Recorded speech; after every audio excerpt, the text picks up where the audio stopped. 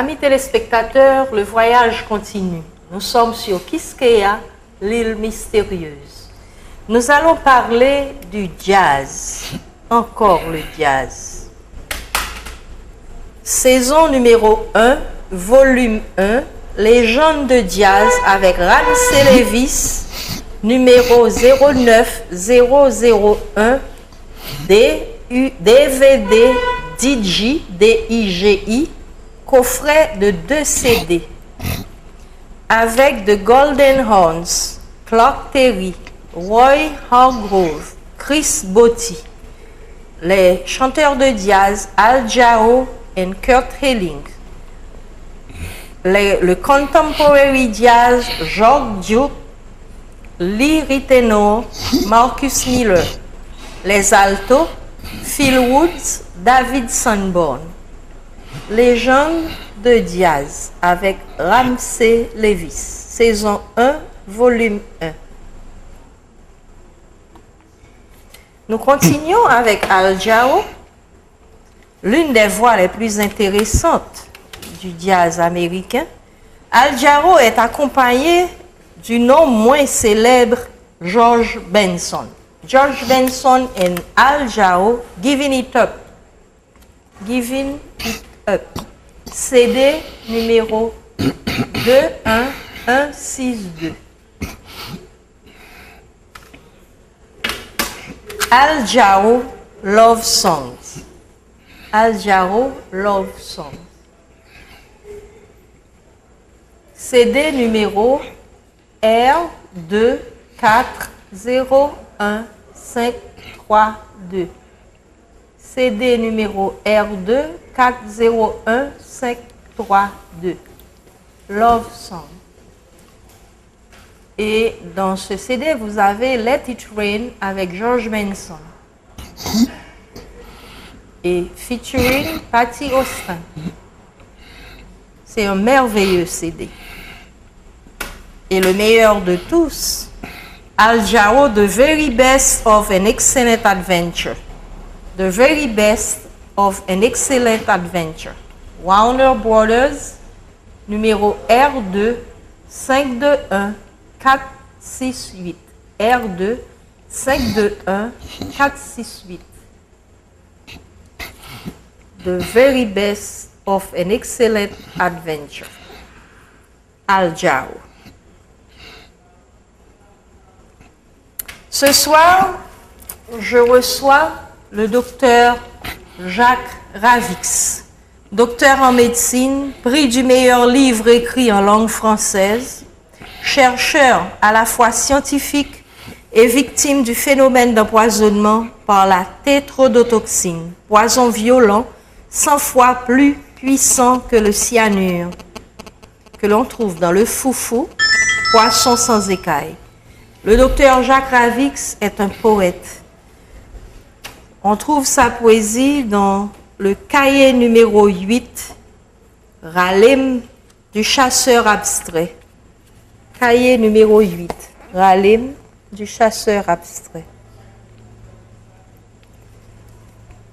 Les recherches du docteur Ravix l'ont emmené à publier le journal romancé d'un itinéraire, Errance et certitude. Errance et certitude. Ce n'est donc point l'intrigue en tant que telle qui nous intéresse ici, mais les soubresauts d'une conscience en prise avec elle-même et le débat de l'homme livré à des forces inconnues, amis ou ennemis, qui l'enserrent et qui à chaque instant lui disent le sentier tortueux et tragique d'une destinée adverse. Et la parole enfante des vérités tendues et tracassières, débouchant nu sur toute la torpeur des agenouillements, et aussi sur des minutes de tendresse et d'espoir. C'est tout cela qui donne à l'œuvre sa force et sa poésie. Une œuvre qui se fera hantise quand toutes les pages auront été tournées et le livre fermé. Docteur Michel-Philippe Lerbourg, historien de l'art. Errance et certitude parlent des différents lois haïtiens et du cheminement d'un scientifique hérétique qui va découvrir la certitude de l'au-delà et la certitude de l'existence de Dieu. Errance et certitude est suivie de tant de certitude. Journal d'un itinéraire. Prix Award du American Medal of Honor de la American Biographical Institute, décerné au docteur Jacques Ravix. Jacques Ravix présente à ses lecteurs tant de certitudes. L'extraordinaire histoire de Michel, qui dans sa quête de spiritualité se trouve confronté aux méandres de l'absurde. 1994, déchirure de l'âme haïtienne, la souffrance, l'embargo, la valse continue des conflits et des malentendus engendrés par des sensibilités diverses. Michel rationnel, révolté dans son nationalisme giflé, se retrouve victime du phénomène de zombification. Lui, le scientifique, partage avec nous les vérités scabreuses de sa descente aux enfers. Un humour inattendu traverse ce texte philosophique dans un théâtre macabre qui débouche sur la certitude de l'au-delà et l'existence de Dieu. Tant de certitudes, l'amour, la poésie, la dérision, l'angoisse et une lutte acharnée contre les forces occultes et leurs méfaits. L'histoire de Michel est à jamais liée à cette formule de la tétrodotoxine, considérée par certains comme élucubration de peuples mythomanes et par d'autres, sujet de recherche sérieuse en laboratoire sophistiqué. Michel nous confie aujourd'hui le plaisir douloureux d'une telle expérience. Docteur Jacques Ravix, honneur, bienvenue sur Quisqueya. La tétrodotoxine est employée par les manipulateurs de poison, dit-on. Pouvez-vous nous donner une explication plus scientifique de cette affaire de zombification, de cette formule dite de zombification? Vous savez, la tétrodotoxine nous vient d'Asie. Et de là, elle est passée en Égypte, puis en Afrique noire.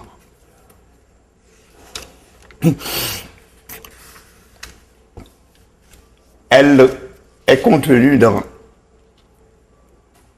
un poisson qu'on appelle le frofro, et qui est un poisson sans écailles. Est-ce que ce serait ce fameux poisson dont parle la Bible? Exactement. Dans le Deutéronome, la Bible dit qu'il est interdit de manger du poisson sans écailles. Parce que ce poisson contient cette formidable tétrodotoxine qui est susceptible de provoquer à forte dose la mort en quelques secondes. Je l'ai constaté moi-même. Mais en arrivant ici. En Asie, on utilise ce poisson. Hein? Oui, pour donner des sensations. C'est une expérience excitante. Parce que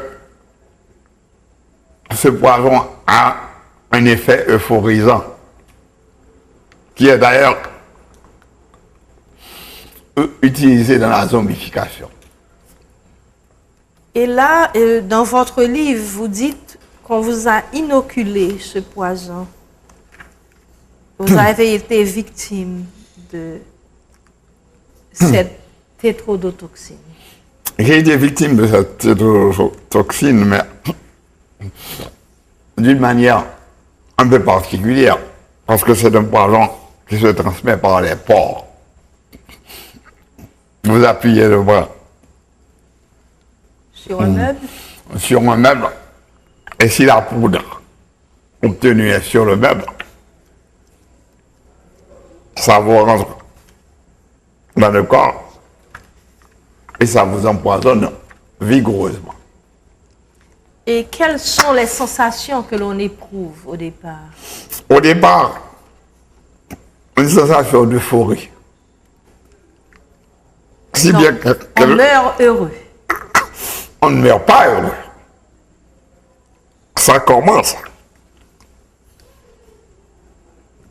par une euphorie si c'est administré à petite dose. À forte dose, on meurt immédiatement. Chaque jour, on vous administre une petite dose et progressivement, l'organisme pourrit et à la fin,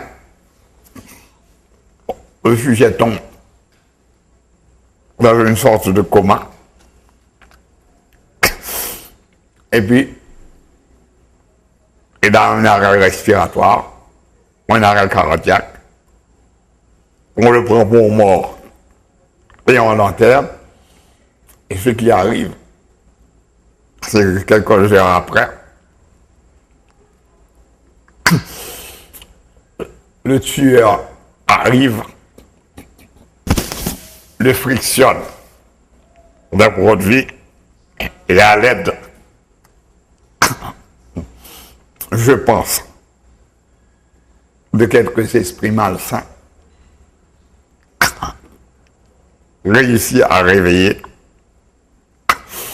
ce monsieur et à l'amener en esclavage. Ce qui veut dire que cette âme était tout simplement endormie. Endormi, exactement.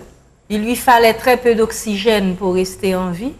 Exactement. Donc la réserve d'oxygène qui se trouvait dans le caveau ou le cercueil était suffisante pour le garder En vie. de ce côté. Oui. Crépuscule bâtard et promenade interdite. Le mur féroce de l'absence croise l'abîme où tu t'es vu plonger. Malaise et solitude, réveil de renaissance. Alors là commence le long voyage. Comment se passe ce voyage? C'est un voyage comateux, n'est-ce pas? Avant d'être comateux, c'est un moment de l'intoxication où l'individu a l'impression qu'il s'en va, qu'il perd connaissance. À ce moment-là, il appelle ses proches au secours.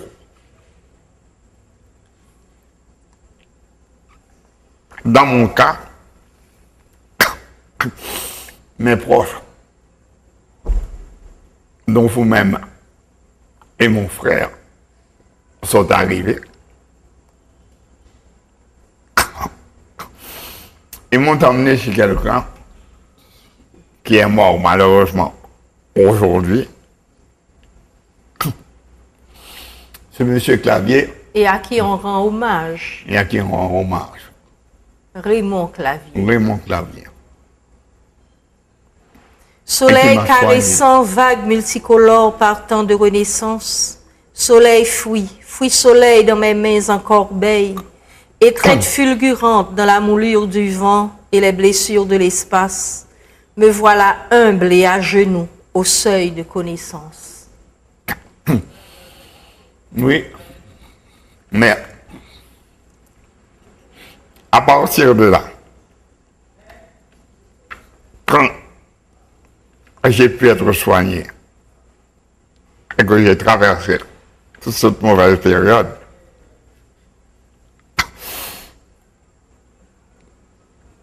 j'ai eu droit à un afflux énorme de connaissances. Oui, mais la descente aux enfers, elle s'est passée comment?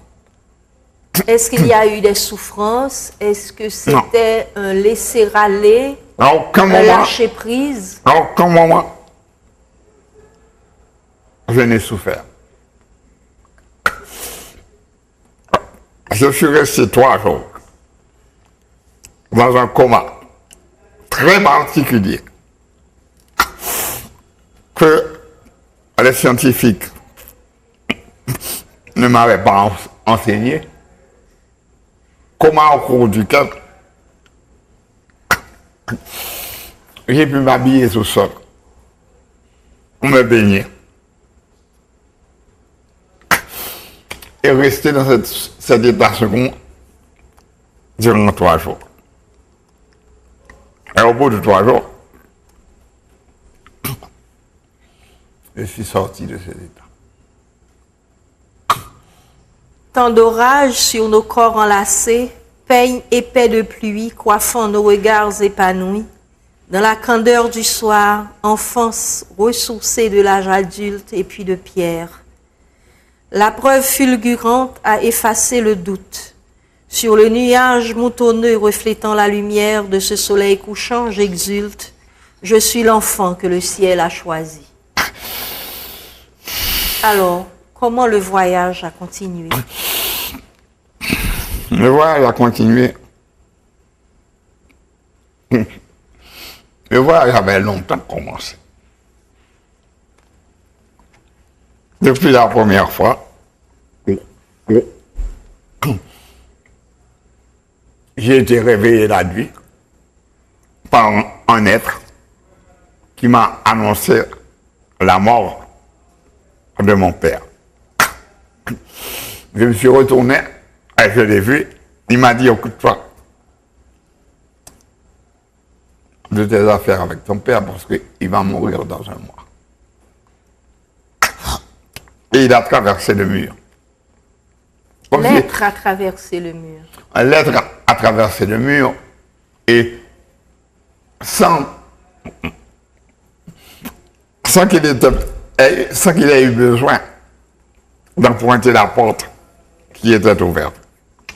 Donc il a traversé l'épaisseur du mur. L'épaisseur du mur, comme si sa substance n'avait pas besoin de tenir compte de l'existence du mur. C'est alors que j'ai cru que j'avais fait que j'avais eu une tumeur au cerveau et que j'avais fait un délire. J'avais eu un délire. Et ce ne fut pas un délire. Et ce ne fut pas un délire parce que non seulement j'ai rencontré mon père avec lequel j'ai eu une conversation le lendemain, j'ai partagé mon expérience avec des médecins amis, chirurgiens, anesthésistes, etc., qui m'ont examiné et qui m'ont dit qu'apparemment, je n'avais rien. Mais le doute subsistait. Et après cette période, je suis allé dormir. Et à 1h du matin, le téléphone a sonné. J'ai décroché. C'était ma mère qui était au bout. Et ma mère m'a dit, viens tout de suite, ton père ne va pas bien. Quand je suis arrivé, j'ai trouvé qu'il avait une paralysie de l'hémicorps. Et il est mort un mois plus tard, comme il m'avait été annoncé. C'est alors que je me suis dit,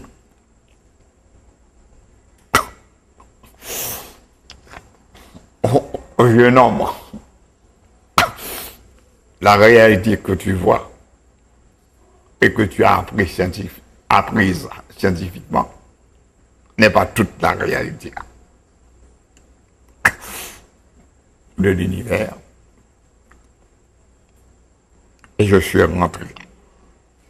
Mais si nous revenons à l'expérience de la tétrodotoxine, ce retour vers la réalité, il s'est passé comment? Physiquement?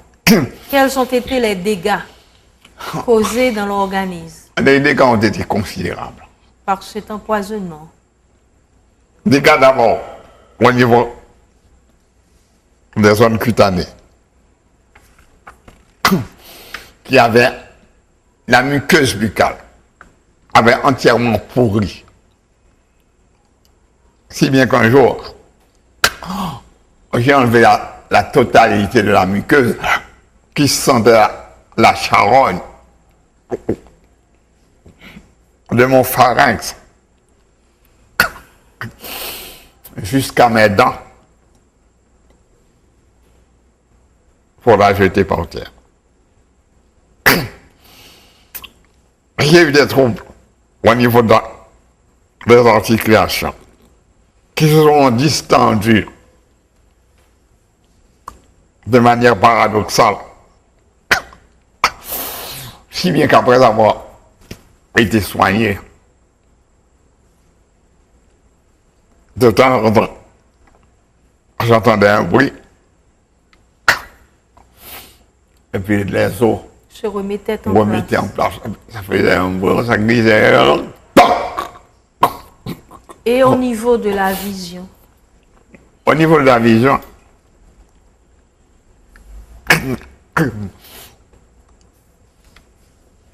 je crois qu'il y a eu une atteinte du chiasme optique. Et quoi que j'ai été soigné, il m'est resté une lésion au niveau de l'angle externe de l'œil. Si bien que je ne vois pas tout à fait de ce côté-ci. Et c'est ce qui a été à l'origine de quelques accidents. et puis de voitures l'éclair. que j'ai eu. Et là, vous vous êtes plaint à votre Père du ciel. Il lui fut donné de voir l'espace d'une fraction de seconde l'éclair d'une conversation entre sa mère du ciel et son Père du ciel au sujet de sa demande. Durant cette même fraction de seconde, il sut que son Père avait enregistré le message auquel il avait répondu. Le Père avait dit « J'ai entendu ». Michel en fut si bouleversé qu'il se mit à pleurer comme un enfant.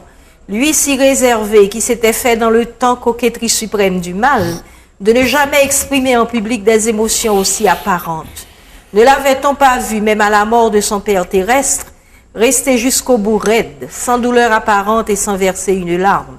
Cette fois-ci, c'était le désordre complet des émotions. Il pleurait des larmes chaudes, longtemps contenues, dans un désordre de sensations bizarres et inconnues. L'au-delà, ouvert et confirmé, venait en plein ciel de lui être accordé. C'est Alors, très beau. docteur Ravix, expliquez-nous ce que c'est que cette page que je viens de lire. J'étais en avion. Après de 10 000 kilomètres, je pense, d'altitude. Et je me suis plaint à ma mère Du ciel. du ciel qui m'était apparue plusieurs fois. Je me suis plaint à ma mère du ciel que mes yeux me faisaient mal. Et que j'en avais parlé à mon père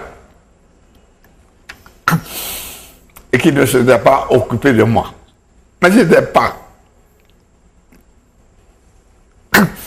ce propos que je voulais dire. C'est qu'il a été séparé de ma famille.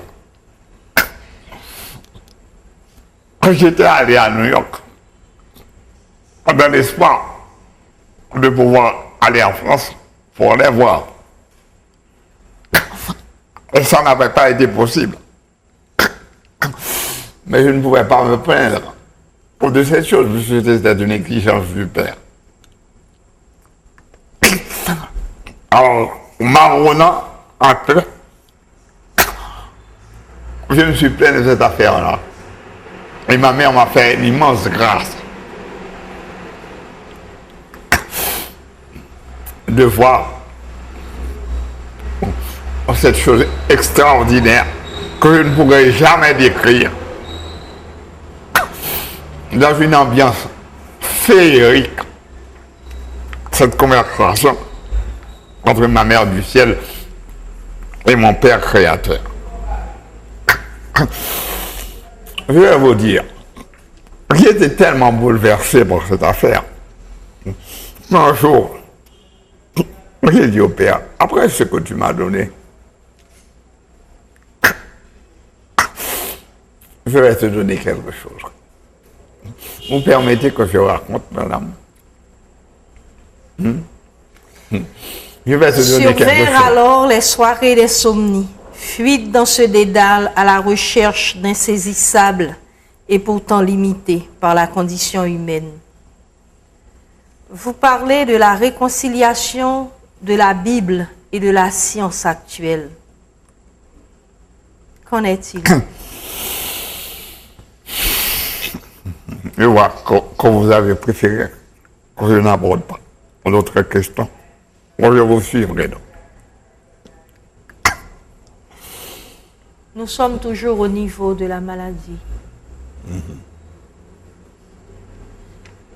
Vous parlez de la réconciliation de la Bible et de la science actuelle.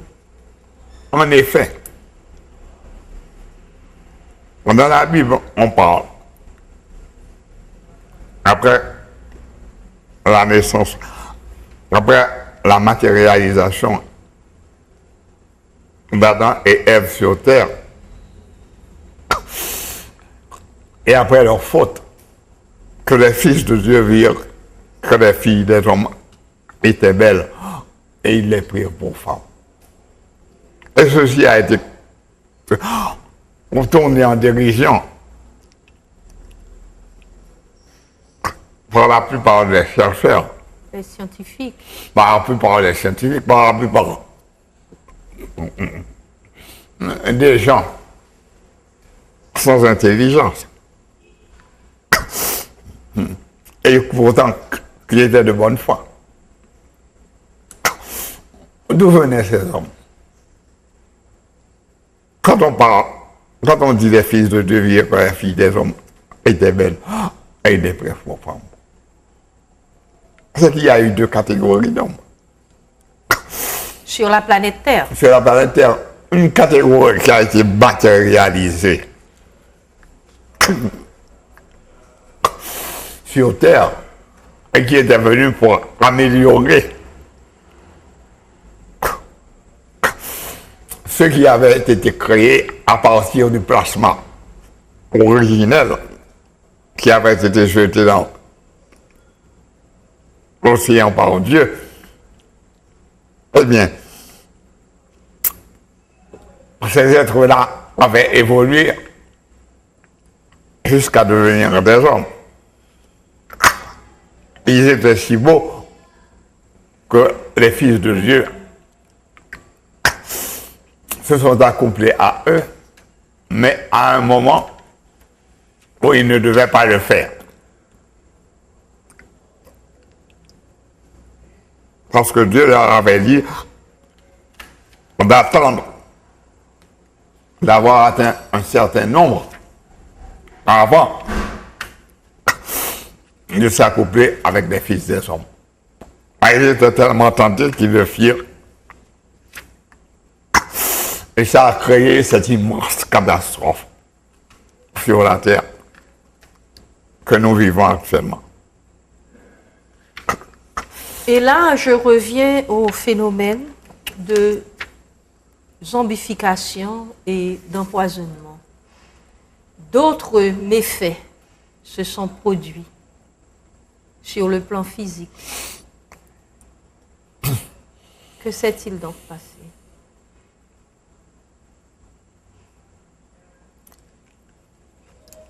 J'ai eu au départ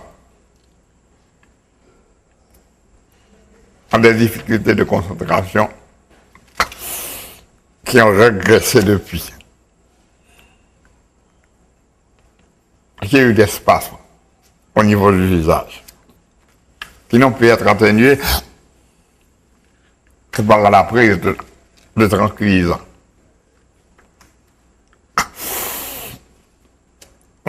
J'ai eu toutes sortes de petites choses.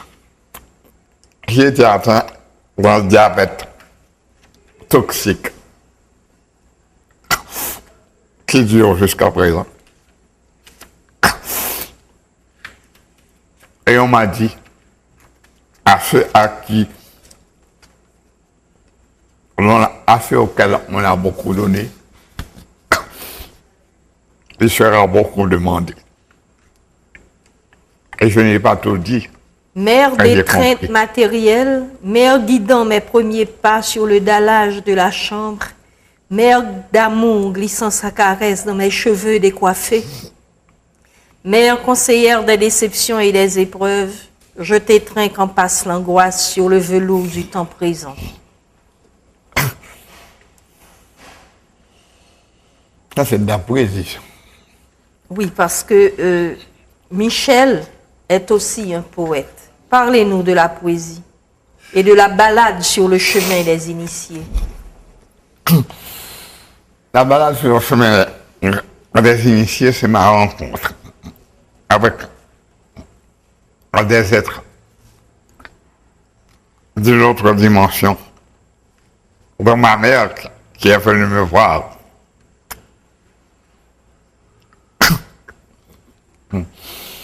Dans son... Comment ça se traduit dans son univers de lumière.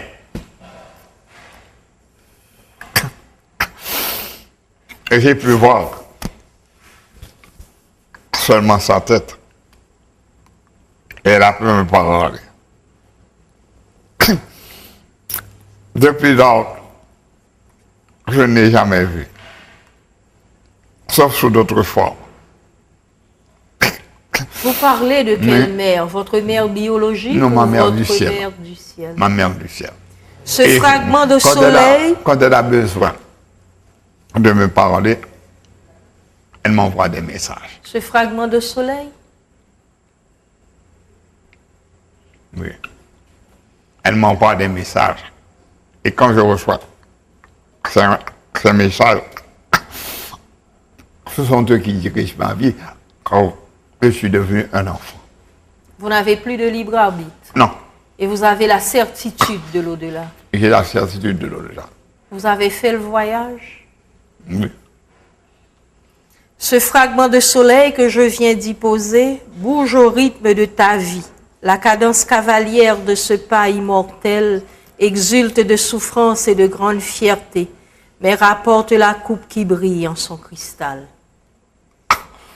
Oui. Donc le scientifique est devenu un spirituel. Elle est devenu un spirituel. Tout à fait. Et pire encore, il est devenu un enfant. Pourtant, l'homme est devenu vieux. Il a perdu l'instinct du jeu, le pansement sur la blessure. Seul lui, dans sa chair, la lumière de l'amour. Oui. C'est vrai. Mais cette J'ai cessé de expérience, jouer, mais je suis devenu un enfant. cette expérience de la tétrodotoxine, elle vous a amené où? Sur le plan humain, sur le plan spirituel et sur le plan divin. Quel a été le cheminement? Elle ne m'a amené nulle part. Elle a diminué ma capacité, mon énergie. Et elle m'a permis d'accéder à d'autres dimensions qui lui était impossible d'atteindre. Et là, vous avez Ce phénomène ne entrepris s'était pas les produit. études de la cosmogonie du Grandia. Vous écrivez: reçois-nous dans tes bras éternels, couronne-nous de diadèmes célestes du service fructueux, et nous glorifierons le Père, le Fils et la Sainte Influence. Ainsi soit-il dans tout un univers sans fin. Cosmogonie du Grandia, tome 3. Parlez-nous de votre voyage avec l'Urantia. Ou à travers jour, l'Urantia. Il y a un monsieur qui est arrivé chez moi, chez nous. Et il m'a dit, voilà, pour toi. Et il m'a apporté les 3 tomes de la cosmogonie du Grandia. Qu'est-ce que c'est que la cosmogonie du Grandia? C'est d'abord la vraie vie de Jésus, la vraie histoire de la planète Terre, et ensuite le fonctionnement du cosmos et les grands esprits qui nous entourent. Est-ce que cela devrait nous emmener à considérer votre empoisonnement comme une initiation? Non.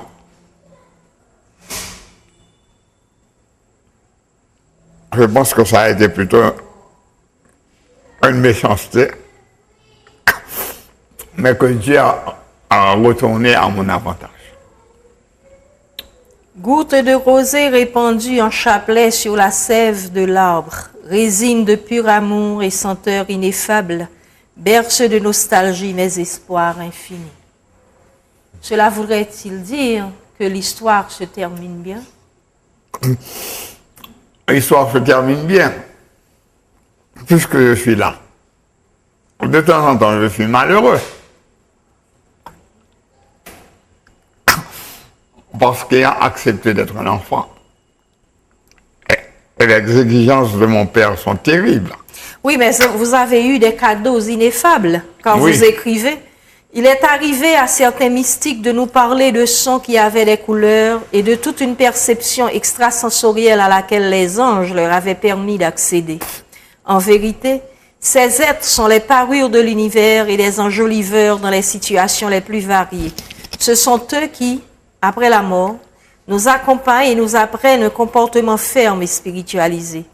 Au cours de chaque effort dans la longue lutte pour briser les chaînes de l'inertie matérielle, pour atteindre la liberté de l'expérience et de l'existence spirituelle.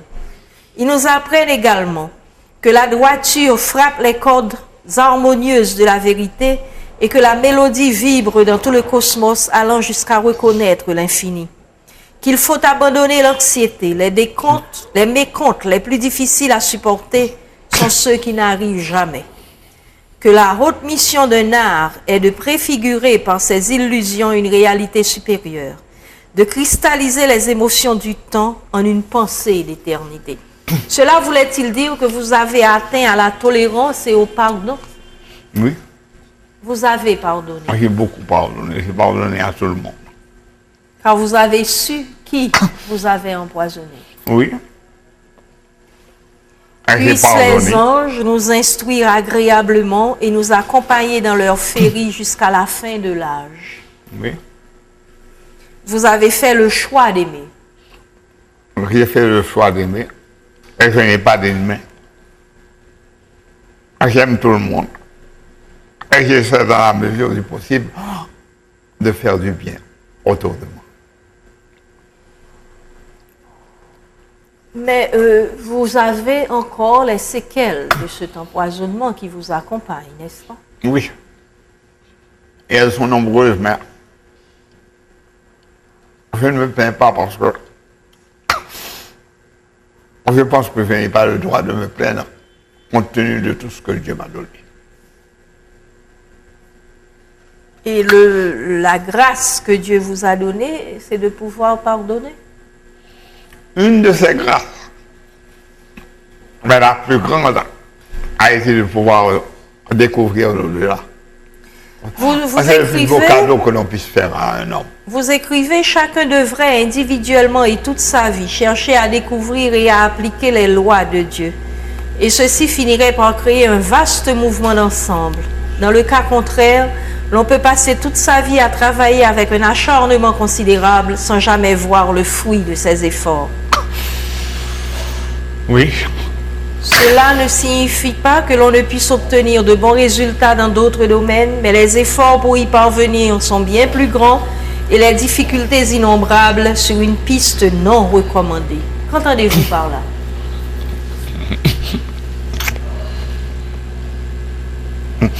Je vais confier un secret à ceux qui m'écoutent. Quand on a demandé à Jésus-Christ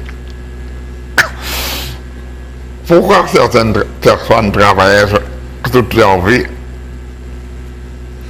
sans obtenir de résultats et que d'autres qui travaillaient peu avaient des résultats considérables, il a dit, la fortune est comme un fleuve. Il y a des endroits où elle passe il y a des endroits où elle ne passe pas. Cherchez à savoir, dans chaque pays, où passe le fleuve. Mettez-vous dans le fleuve. Vous parlez du fleuve de l'abondance. Le fleuve de l'abondance. Mettez-vous dans le fleuve. Et là,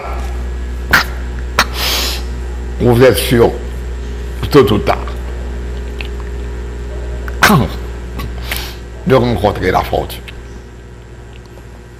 Se reconstruit le cercle sans foi recommencer. Ce propos n'est pas une parole en l'air.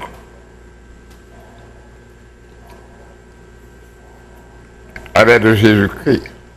Il est de Jésus-Christ. Et vous savez qu'il ne s'est jamais amusé à dire des bêtises. Sur l'anneau de lumière, sans point d'arrêt qui guette l'infini. Recherche l'absolu, c'est ta raison de vivre.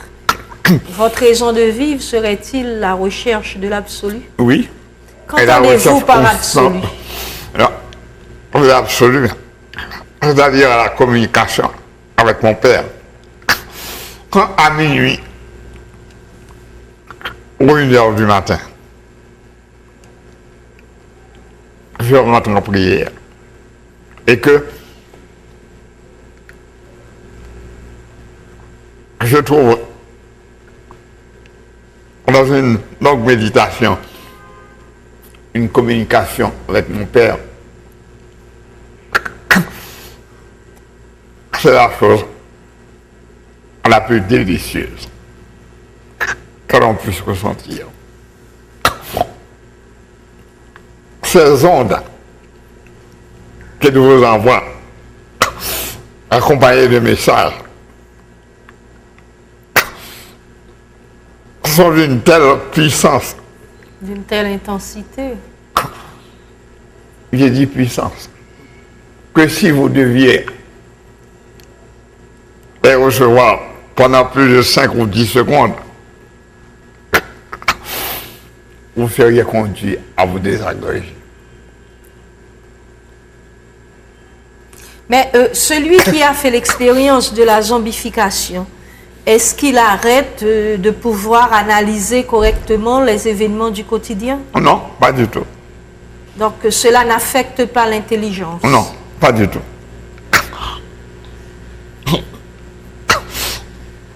Parce qu'on dit que les zombies, s'ils ne goûtent pas le sel, demeurent dépendants de leur tortionnaire. Non. Qu'est-ce qu'il y a eu chez vous comme réaction? Qu'est-ce que vous avez On s'est eu arrêté envie de faire? en chemin.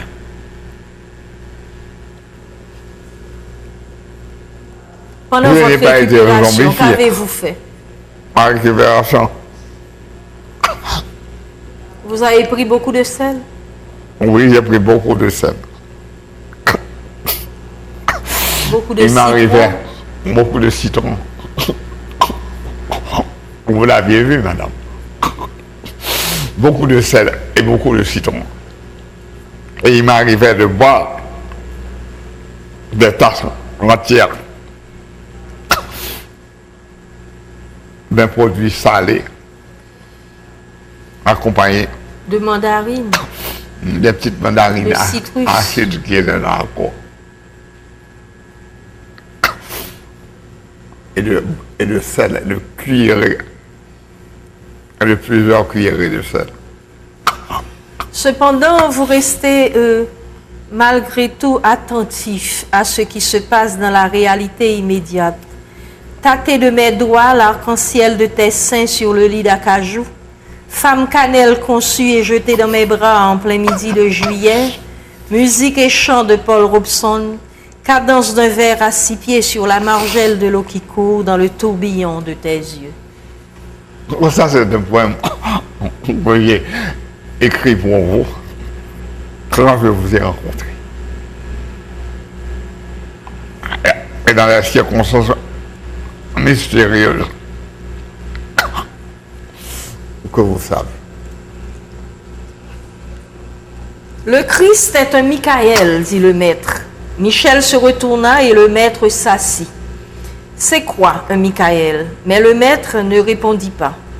C'est qui alors cet être que j'ai vu venir m'annoncer la mort de mon père? C'est sans doute un médian. C'est quoi un médian? Et le maître ne répondit pas encore, car il n'y a rien de caché qui ne sera révélé. Qu'est-ce que c'est qu'un médian, docteur Ravix? Un médian, c'est un être qui est juste au-dessus de l'homme, sur le plan de l'évolution. Nous ne sommes pas capables de les voir, à moins qu'on nous autorise à les voir. Si vos yeux étaient témoins, a dit Jésus-Christ, vous verriez les anges du ciel montant et descendant sur la terre. Chevauchant les grands vents et prenant tous les risques, je pars à la recherche de l'amour infini. Ne cherchez point mon idéal, il est plus loin que l'horizon. Il s'éclate de cristal sur les chemins de certitude. Oui. Expliquez-nous tout ça. Bien. Mon idéal, c'est dans la certitude de l'existence de Dieu que je le trouve. Et Dieu m'accompagne, vit avec moi, et m'aide à supporter les lourdes deux épreuves que je subis.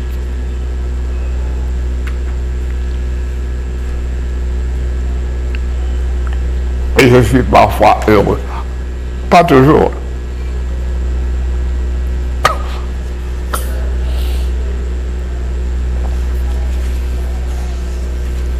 L'enfant a bien grandi. Et pourtant, vous dites que vous êtes demeuré un enfant. Oui. Oui, je suis demeuré un enfant. C'est-à-dire que vous avez encore la faculté de vous étonner. Oui. On devait m'émerveiller. Le feu a été dérobé par Prométhée dans l'Olympe. À cause de cela, Jupiter le condamna à être cloué au Caucase où un vautour lui mangeait le foie renaissant. L'enfant se surprit à imaginer que Jupiter aurait pu tout aussi bien lui offrir le feu. C'est ce qu'il fit. Mais l'enfant avait bien grandi. Docteur Ravix, comment est-ce que vous vivez cette expérience de tétrodotoxine dans la vie de tous les jours? J'ai fini de vivre cette expérience. Je subis des séquelles, c'est tout.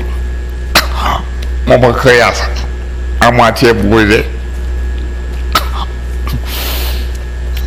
Un diabète que je soigne. Mais je suis quand même assez heureux. En sachant que dès que j'ai un problème, je peux m'adresser à ma mère qui m'écoute. Vous parlez de la mère du ciel. Donc là, la spiritualité serait un refuge. Qui m'écoute et qui parfois, et qui la plupart du temps, m'aide et m'assiste. Donc vous vous considérez un être heureux. Qui pourrait être heureux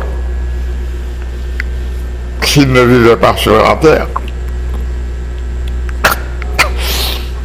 mais qui le sera sans aucun doute un jour. Dans l'au-delà? Ici et dans l'au-delà. Docteur Ravix, merci infiniment. Je veux rappeler à mes téléspectateurs que Tant de certitude, journal d'un itinéraire, qui a obtenu la American Biographical Institute Award, American Medal of Honor, est en librairie. Qui a reçu le prix du docteur Jacques Ravix. Aussi du meilleur livre de littérature de l'année 2003, qui m'a valu ce doctorat honoris causa. Vous voyez que le Père pense très souvent à ses enfants. Béni soit le Père. Amis téléspectateurs, en vos noms et en mon nom propre, je remercie le docteur Jacques Ravix pour avoir fait une partie du voyage avec nous. Respect. Au nom du Père, et du Fils et du Saint-Esprit.